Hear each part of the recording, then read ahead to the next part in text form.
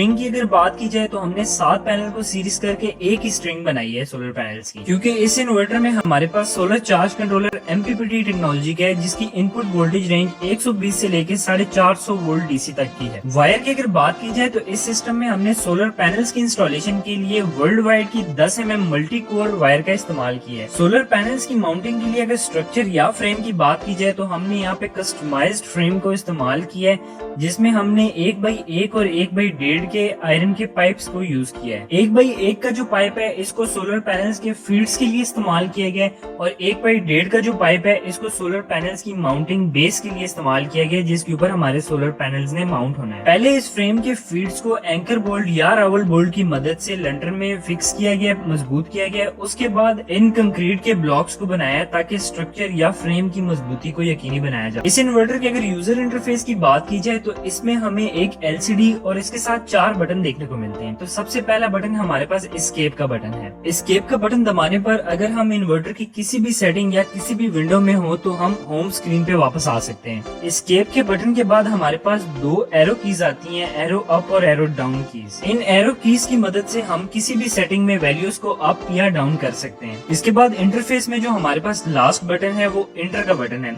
Inter के button को हम किसी भी सेटिंग को सेव करने के लिए इस्तेमाल करते हैं। इसके अलावा इंटर के बटन को लॉन्ग प्रेस करने पर हम इन्वर्टर की पैरामीटर्स की सेटिंग्स को एक्सेस कर सकते हैं। इन सेटिंग्स में हमें कुछ पैरामीटर्स चेंज करने होते हैं। अगर इन सेटिंग्स को ना किया जाए तो हमारा इन्वर्टर या बैटरीज हमारे खराब हो सकते हैं। पैरामीटर सेटिंग्स हमारे पास यूजर डिफाइंड सेटिंग्स होती हैं, जिनको हम अपनी मर्जी के मुताबिक अपने सिस्टम को देखते हुए तब्दील कर सकते हैं। इस सेटिंग में हम बैटरी के चार्जिंग एम्पेयर्स, बैटरी की टाइप के वो किस टाइप की बैटरी है, फ्लडेड बैटरी है, जेल बैटरी है या ड्राई बैटरी है, ये सेट करते हैं। इसके बाद हम इस पे आउटपुट लोड की प्रायोरिटी सेट करते हैं कि हमारा लोड किस पे चलेगा, सोलर पे चलेगा, बैटरी पे चलेगा या वाबला पे चलेगा। और इसके अलावा काफी सारे पैरामीटर्स हम अपने सिस्टम की रिक्वायरमेंट को देखते हुए हम इस सेटिंग में सेट करते हैं। इस इन्वर्टर में अगर बैटरीज के DC इनपुट की बात की जाए तो वो 24 वोल्ट है, जिसका मतलब ये है कि हम इसमें 12-12 वोल्ट की 2 बैटरीज को सीरीज में इंस्टॉल करेंगे। जब हम 2 बैटरीज को सीरीज में इंस्टॉल करते हैं तो एम्पेयर्स हमारे सेम रहते हैं, यानी कि एम्पेयर्स कांस्टेंट रहते हैं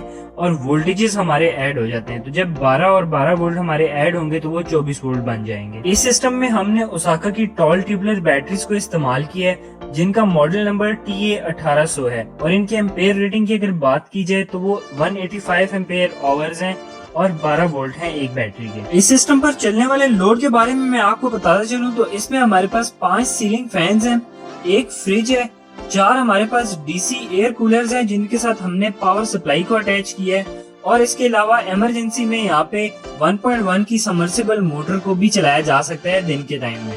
लास्ट में अगर हम बात करें प्रोजेक्ट की टोटल कॉस्ट की, तो इसमें हमारे पास जो इन्वर्टर यूज हुआ है उसकी प्राइस हमारे पास है 60,000 रुपए। इसके बाद जो हमारे पास सोलर पैनल्स इस्तेमाल हुए हैं सन लाइफ के, इसमें 250 वाट के पैनल्स को इस्तेमाल किए गए, तो पर पैनल जो हमारे पास प्राइस है वो है 12,500। टोटल पैनल हमने 7 इंस्टॉल किए हैं, तो हमारी यहाँ पे टोटल कॉस्ट जो आती है वो आती है 87,500। इसके बाद इस सिस्टम में हमारे पास जो बैटरीज इस्तेमाल हुई है ओसाका की TA1800 185 एम्पेयर, इसकी एक बैटरी की प्राइस है 23,000 रुपए। हमने यहाँ पे 2 बैटरीज इस्तेमाल की हैं, तो टोटल कॉस्ट हमारी इनकी होगी 46,000 रुपीज। सोलर पैनल्स को माउंट करने के लिए यहाँ पे जो कस्टमाइज्ड फ्रेम बनवाया गया है उसकी कॉस्ट टोटल 15,000 रुपए।